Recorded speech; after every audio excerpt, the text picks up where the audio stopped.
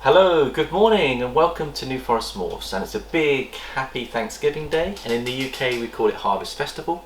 When I was a kid growing up, Jared, we always used to take in some tins of baked beans or some food items, and I remember having a service in the school where we used to have a great big display at the back of our school, and then the headmaster used to come in and thank everyone for their contributions, and they donated it to the families in need, and I thought that was a beautiful thing to do. And that was my first experience of Harvest Festival, Jared, when I was young. And I think in America they call it Thanksgiving. In Canada it's big as well. So what we want to do is first of all send our love to all of our cousins in the US and in Canada, because I know it's a big day for you guys where the family and friends get together eating turkey. So we want to wish everyone a wonderful time and enjoy the footy. The American football out there is big. Jared, you were out there for 2 years. Did you experience the culture of living in the US when it came to Thanksgiving? And I loved it. I had a lot of food. Lots of pies. Lots of pies, yeah. I love the pecan pies and the pumpkin pies. They're always always up there on the tier list. And it's always linked to the end of the farming season where the farmers are bringing in all the crops and they show gratitude and thanks for the abundance. And it goes back to I think the 1600s, Jared, when I think it was originally there was I think it was the Mayflower, which is a big ship that sailed out of Plymouth. And I think there were some Christians that were trying to colonise the US. And when they arrived, they found there was the Native American Indian living on the East Coast and quite a good part of the US. And what they didn't realise is how harsh the conditions were. And when they got there, I believe they lost 41 people to starvation that winter because the people from England didn't know how to hunt, didn't know how to survive extreme weather, and they built up a relationship with the native Indians, and I believe that together the native Indians taught them how to catch food, how to hunt, how to provide for their families. And I think there was a great celebration when the two groups came together, where the native Indians came to this Plymouth Brethren, I think they were called, or the Plymouth Fathers, and they shared the abundance of their harvest. And it's a very interesting story. I've studied a little bit of history. I'm sure in the US you're going to be correcting me big time, but I think that was the beginning, and I think it's just great that we can take time to really give thanks and celebrate. And other things developed later, like American football came in, and I thought when you're over there, Jared, you used to play American football as well on Thanksgiving Day? Yeah, we used to play something called the Turkey Bowl. And what was that all about? Just a bunch of us would all get together and play American football. Cool. Did you enjoy it? Yeah, it was good fun. Loved it. Go long, Jared, go long. Go long. Where's my American football? I love American football. See if you can get this, Jared. Are you ready? Yeah. Oh, I'm back. Come on. Touchdown! We couldn't find our American football, but we need to get one, Jared. But we'll use the snake version of the paper towels to have a game of American football. But there is a move called Blitz as well. So is there? Yeah. This is called Blitz. Here we go. And of course, you'll notice that we've got seasonal Blitz. I want to wish everyone the build up towards Christmas. I think it's a lovely season, Jared, because shall I tell you why I love this season? It's because a lot of us are really thinking about each other, and we're actually caring for each other in so many ways. And you know, Christmas shopping can be stressful, but let's make it fun. Let's go out there and love one another, and small gifts of kindness. We don't have to go and spend a lot of money on each other. It's the thoughts that count, isn't it? And just being grateful for each other and showing love and concern for one another. Which then leads me beautifully on to the next topic, which is today when we were cleaning, Jared, two snakes wanted to come out of their rubs. And one of them was the desert ghost Enchi girl, which is Isla. And the other one was the girl that we featured yesterday, which was Panda. Now, what reasons, Jared, do you think? What are the causes for a snake coming to the end of their rub and searching to come out of their rub? Let's see if she's still doing it, because I'll tell you what I did, and I'll probably try this again. So this is all happening now. Can you see? She's at the end of her rub here. See? Mm-hmm. She wants to come out. Now, let's find out why she wants to come out, if we can. She doesn't want to strike. She's no food smell, but she wants to breed. She wants to breed. She's in perfect health, and she's looking great. Her husbandry is first class because we've checked everything. Temps, humidity are perfect. Her body condition's perfect. She had a nice session with, who did we put in with her the other day? Was it Bowser? No, it was Hercules. Hercules. So she had a romantic evening with him, or a couple of nights with him. and she really enjoyed it. And I think she may be seeking him, is what I think. So what we do is we don't restrict our snakes here. I mean, a lot of people will just leave them, and if I see a snake that wants to come out, I want to know why. And I'm comfortable that she's not stressed, because you can tell she's not stressed. She just wants to explore and smell. And what I do is I actually spend 2 minutes of my time, only 2 minutes, that's all it takes, to let her come out on me and actually enjoy me. And if we take her out and actually give her a little bit of love and affection and let her know that we care, that's body language which tells me that it's worth spending a few minutes with her and let her come out and explore and enjoy being in the facility. Now, I know she's interested in boys at the moment, so she's gonna, let me just see if she can smell her husband. If I put her near Hercules, Jad. Now, where is Hercules? Hercules' rub is right here. Now, I won't tell her to go there, but I'll see whether she can pick up the scent trail. See where she wants to go.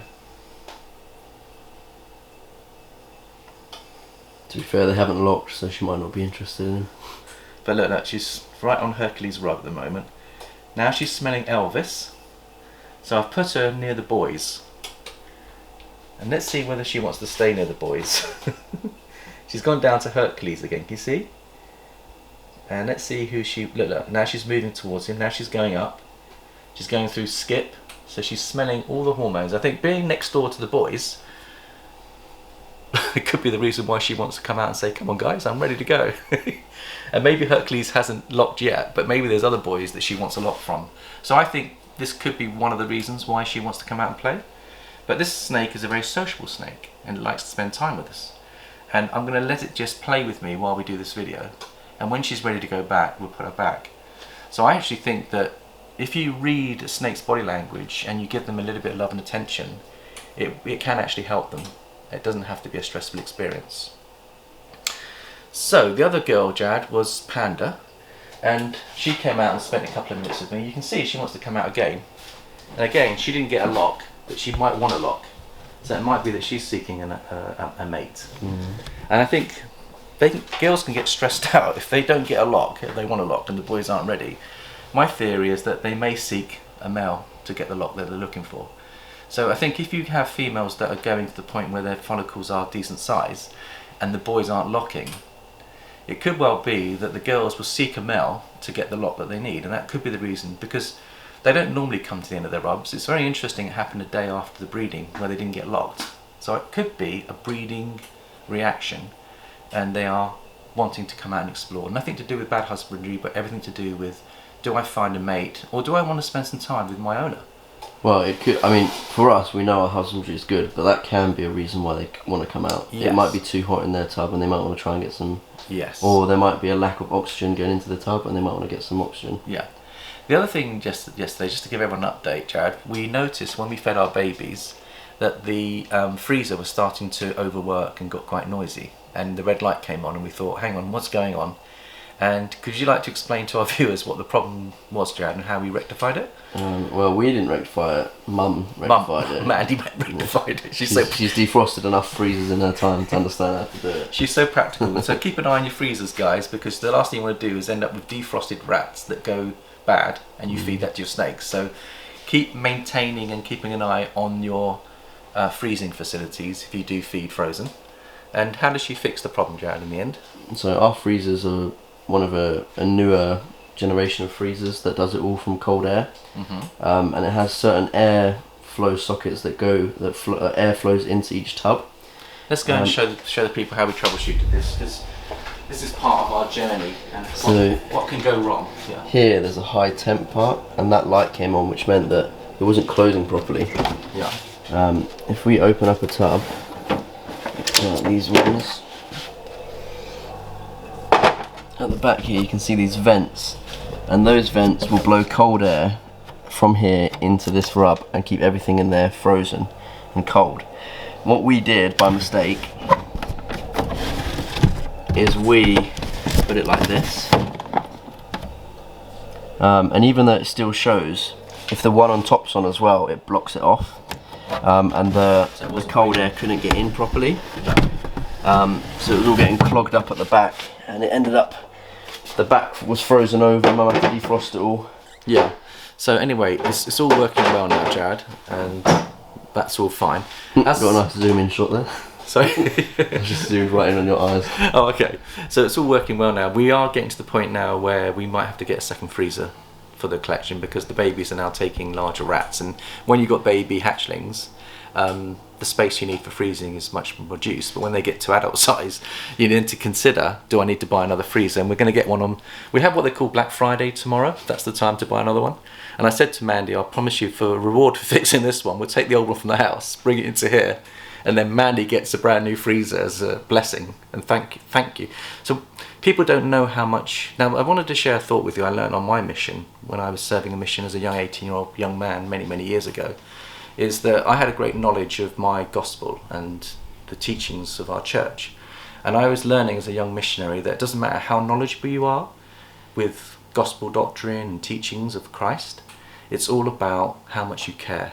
And I found that when the people I used to teach knew how much I cared, they took more notice of my teachings. And I think the quote is, they don't care how much you know until they know how much you care. Beautiful quote, Joe, thank you. So in Thanksgiving, remember, when you express gratitude, show it with action and love. Don't verbalise, it's good. It's good to verbalise gratitude, but then follow up with action, I believe. It shows sincerity that you do really mean what you mean. And with that said, I want to give a thank you to Joe Tolley, because Jared, I just watched his latest video. He gave us a great shout out, and he got your hat you sent him. Mm-hmm. So thank you, Joe, and we're going to give you a shout out at the end if we've got time. If not, we'll do it tomorrow. And I believe he's sending us a couple of t-shirts. Joe's running a competition right now. Go jump on his channel. He's giving away a free t-shirt, and he's going to use a random selector in the next, I don't know how long he's running the competition for, but he's being very generous. He just burst through 200 subscribers. So go give them a follow. What's the name of his business, Joe? Joe Tolley's Outrageous Royals. Or Pythons, I don't know. Outrageous. Yeah, Tolley's Outrageous Royals. So I like the play on words there, Joe. And his logo's great. I've asked him if he can send us the name of his designer, because I want to upgrade our intro on our videos to actually have a really super logo that really looks great. I think it's a great move. And he's got a fantastic designer, a fantastic IT engineer, which really is making his channel look so professional. And I think we can do a lot there, Jared. And maybe in the new year, that's one of my goals, is to make our videos more professional. Still going to be uncut in many ways, but it's going to have perhaps a better intro. Let me know your views on that, guys. Do you want us to beef up and make the videos a little bit more professional, or are you happy to have the uncut? I personally want to, if there's a clever way of doing it, I want to have the intros and the exits done for me, and then I can just put them into the videos without having to do too much editing. You're getting a new PC, so you should be able to. I'm getting a new PC for all my live shows that we're doing as well, so there's lots of things happening. Right. Speaking of things happening, the blind baby with no eyes struck fed by herself the other day. I'm going to put her back now, Jared. I think she's had some playtime. She's not stressed. She could play longer with me, but we also have to appreciate that she's preparing to breed. And you can overhandle snakes as well. Yeah, she's look how happy she is. She's not at all stressed. You watch how I'll put her back, and she'll want to come and play with me more. And this is where you have to make a judgment call and say, "You've had your playtime, darling." And look, she wants to play. Look, she wants to play more. And what I do is when I'm cleaning, I'll often allow her to play, supervised playing. But there we go. Let's just put her back. You'll see. Now watch this. I try and put her back, and she'll probably resist to start with, and then she'll respect my decision once I put her back in. There you go. So 3 or 4 minutes spending a bit of time with a snake that wants to play isn't an issue for me. And we're going to come back to that point later about caring for animals, because I think caring for animals is so important part of this hobby, and may I even dare to say breeding as well. It can help our breeding, and I'll explain that in a second. So, Jared, come and show us an update on these beautiful babies that we've been nursing and helping on. So, explain the conditions and what's going on, an update on that, Jared. I'll go and wash my hands while you So we have 1, 2, 3, 4 ball pythons. They were all born with a little bit of a defect. This one, I fed them yesterday, so I won't get them out. This one's a cinnamon pied, and it was born with a major underbite. I think it's also called shark mouth or shark bite or something. This one I still have to assist feed. She's not striking her food yet. But what blew me away is we have a pied, we call it the no-eyed pied, brand new morph. Everyone get into it. pet? Rusty. Yeah. This is a pet, we're not going to breed with her, but she has no eyes. And she also has a shark bite as well, the underbite. But for the last 2 weeks now, she's struck her own food and eaten it herself, so I think she's going to make it as a big, nice pet snake. And she's got beautiful patterns. She's gorgeous. Temperament. Really fond of her. And these two have eaten by themselves for a couple of weeks now. Yeah. But so these are the 4 that came out of the clutch that had disabilities, and I think what I want to really emphasise here, Jared, is that if any of our fellow friends, breeders out there, keepers, end up providing a clutch that has similar problems, we've got to be really careful not to write them off. And actually, they do become wonderful pets, and if we can give them a life, and we've given them 2 to 3 months, well, 2 months of nurtured feeding and assist feeding, which has been stressful a little bit, but Jared has got it down so well now that I don't think it's stressful for you, is it, Jared? You quite enjoy seeing them progress, and they went from being assist fed to then wrapping the food, and then now she's learnt how to do it, and she's using her super senses. Isn't it interesting that when you get a blind animal that can feed and use her super senses and do exactly what a fully visual snake with full eyes can do? I find it incredible. It just shows how powerful these animals are and how resilient they are to issues. The heat pits and everything. They must be using their heat pits, and they must be using that to home in on it. So well done, Jared, for doing that.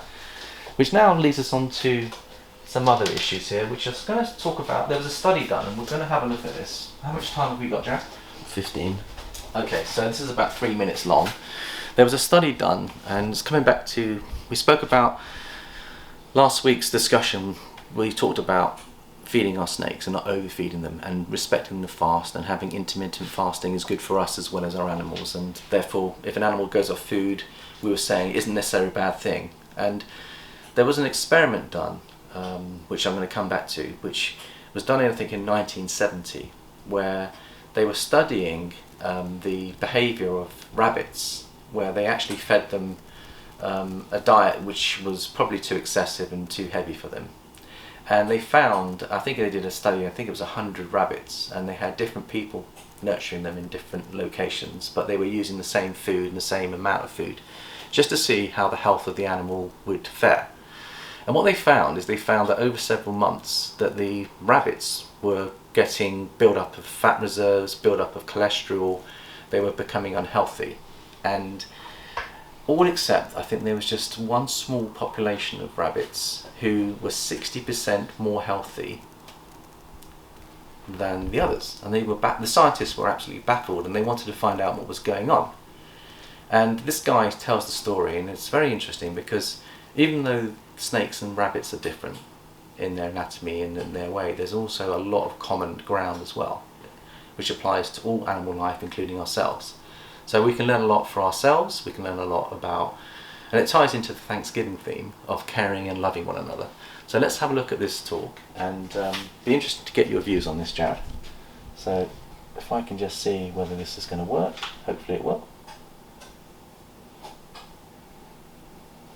Isn't it fascinating how significant scientific discoveries sometimes are inspired by events as simple as an apple falling from a tree? Today, let me share a discovery that happened because of a sample group of rabbits. In the 1970s, researchers set up an experiment to examine the effects of diet on heart health. Over several months, they fed a control group of rabbits a high-fat diet and monitored their blood pressure, heart rate, and cholesterol. As expected, many of the rabbits showed a buildup on the inside of their arteries, yet this was not all. Researchers had discovered something that made little sense. Although all of the rabbits had a buildup, one group surprisingly had as much as 60% less than the others. It appeared as though they were looking at 2 different groups of rabbits. To scientists, results like this can cause lost sleep. How could this be? The rabbits were all the same breed from New Zealand, from a virtually identical gene pool. They each received equal amounts of the same food. What could this mean? Did the results invalidate the study? Were there flaws in the experiment design? The scientists struggled to understand this unexpected outcome. Eventually, they turned their attention to the research staff. Was it possible that researchers had done something to influence the results?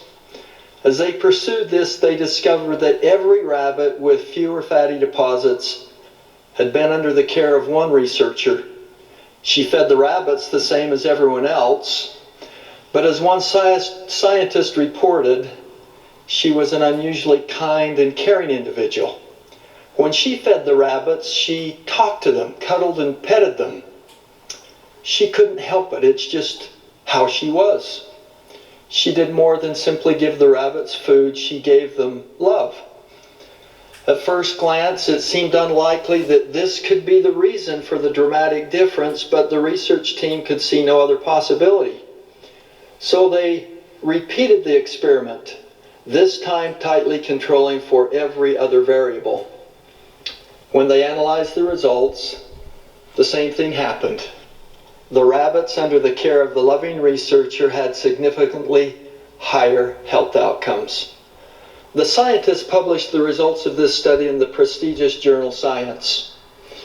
Years later, the findings of this experiment still seem influential in the medical community. In recent years, Dr. Kelly Harding published a book titled The Rabbit Effect that takes its name from the experiment. Her conclusion: take a rabbit with an unhealthy lifestyle, talk to it, hold it, give it affection. The relationship made a difference, ultimately. She concludes, what affects our health in the most meaningful ways has as much to do with how we treat one another, how we live, and how we think about what it means to be human. In a secular world, I thought that was really powerful. So I guess the message here is how much caring and love that we give our snakes can actually help them have healthier lives, and I think it's a really significant point. And of course we can apply it in every aspect of our lives. How we care for our parents, how we care for our brothers and sisters, how we care for our children, our grandchildren, and care for our friendships is the key to a happy life. Because I think the more love that we have in relationships, the less stress we experience, the less tension, and our immune system's probably going to be stronger and able to fight infection better if we're in a happy place. If we're in a low place, we're more vulnerable, I think, to disease. And same with our snakes. I think if our snakes are living in bad husbandry, they're going to get stressed out and they're going to get diseases. If they're kept clean and they're loved, because of course cleaning and love go together. Action behind the knowledge is so important. Knowing when to let go, when not to handle them, is showing love and care as well. So this is not a lesson in caring for our snakes. This is about us caring for each other as well as our snakes, and to see the impact. And so I'm going to continue to love our snakes, Jared. And I've said to Jared today that even though we've got a large collection, if he sees a snake that wants some love and attention, to be aware of that and take it into your hands. Find out why it wants to come out. If it's because it needs some love and attention, give it some, even if it's 2 minutes. That 2 minutes could make the difference in the psycho and the feelings of that snake, which, may not be... Initially I thought the science doesn't back it. This study here teaches me that, it'd be interesting if they did the same study on snakes, but it tells me with a rabbit it definitely works. And I'm going to do the experiment here with Jared to see... We're not going to feed them big fatty foods and see which one turns out better. But I think they've had their fair share of fatty foods, to be honest with you. So in a way, we've already done part of the experiment. Now we're going to give them more love and more attention and be more careful with the dietary side, which is part of loving and caring. And I think we're going to give them more of our time in terms of... think about it, if you feed them slightly less than... The desire to get them up to size can make us do things we wouldn't normally do because we want to achieve our goals and targets, but we could be damaging the snakes. So we have to be patient, give them one meal maybe every 10 days to 2 weeks in certain instances, and then you're giving them love and care, not overhandling them as giving love and care, and then getting the balance right. And knowing your snake is the important thing, so you can tailor your love to their needs is the key to successful keeping and breeding, is what I believe. And would you agree with that, Jared? Yeah. So that's the approach we're taking here. I'll be welcoming your feelings and views on it, and be great. We've just got time now to give Joe a proper shout out, show you his channel, and let's have a little look, Jared, see what your thoughts are. Going to go to Joe's channel now. If I go down, let's see, I think I'll go to the video that I really enjoyed. Let's see if I can find Joe's video here, which I just saw a little while ago. You can type it in there. Yeah, what I'll do is if I go to my subs, and Joe's down here, one of my, I follow him. You're getting a sneak preview. There's Tully's out. There we go. So we're going to first of all go to his channel, and that's his home channel. Now, for some reason, that's not going through. Did I switch that off, Jared, or do we have to kind of click that? Oh, okay. There we go. So Joe's got 234 subscribers. Great. Hit the light. Great logo. Yeah. Just okay. So Joe's got 234 subscribers. He's smashed through 200. He's only been doing this a couple of months, Joe. He's doing really well. He's destined for big things. This is the last video he put out. He's got an incredibly high view rate. So 50% of his subscribers look at his videos. Sometimes more. Yeah. Like now 334 on that one. 334. So it's interesting to me that he's got a lot of people following him that are not jumping on his channel yet. He's probably new and they're just getting a feel for his channel before they commit. But what I'd say is I personally would like our subscribers to go jump and support him. But it's your call, of course. But my recommendation is to do it because we learn a lot from Joe. He's got a lot of experience and he's got a great love for these animals. I mean, his love for those animals, Jared. Let's just see a sample of one of his videos here, which I'm going to... And what a line of Orange Dream to be working, by the way. You know, it's sometimes a little bit touch and go with Orange Dream, from what I can gather. Even some of the high intensity lines of Orange Dream sometimes chuck very low expression Orange Dream. But this example of Orange Dream is a screamer in its own right. Now he bought a couple of snakes from Richard Predator BP, who produces quality, and we're going to send some love to Richard as well. But before we do that, Jared, I want to just show another part of this video so you can just see. Now let me just see if I can find his... there we go. This is the bit I want to show. Now, do you recognise the hat, Jared? Yeah. You would think from. It's a great beard as well. That's the best colour beard that you can have. Actually, it reminds me a lot of you, Jared, in terms of, you know, your beard and everything. But let's just see. Thank you very much, and we'll get into the rest of the video. I'd just like to say a big thank you to Jared and Paul at New Voice Morphs. They have sent me this snapback. Really like it. Very good quality. Thank you very much for that, and it will be keeping the hair out of my face for the duration of this video and others to come. The struggle is real. Not that you would know anything about that, Rob Barracroft. We'll leave it there. You'll see it. I love that because he loves Rob as well, and he's got some funny jokes going. I think Rob was saying to him not to do this with the camera.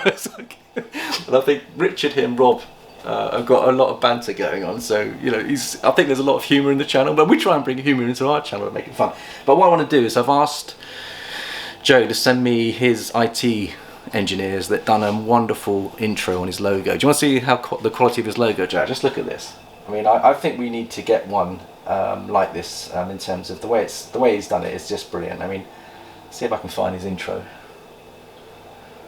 Hello YouTube, welcome back to our family. If you want to learn more about the reptile hobby's favourite, the ball python, then you are in the right place. So if you can do us a favour, if you can smash that like button, subscribe to my channel, get down in the comment section, that helps the channel hugely, and not only that, I enjoy interacting with you guys as well. So if you've got any questions or queries or any ideas for future content, that is where you need to be. So that just leaves, thank you everybody for the support. This season has been amazing for TOR, and next season only promises to be better and blow this one out of the water, so make sure you'll stay tuned for that.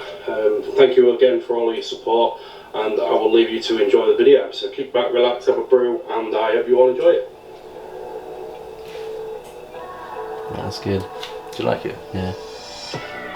Nice music as well. Well done, Joe. Quality, quality, quality. So thank you everyone for watching. We're going to say a quick goodbye in case we run out of time. We love you all. Have a wonderful day, and we'll catch you tomorrow.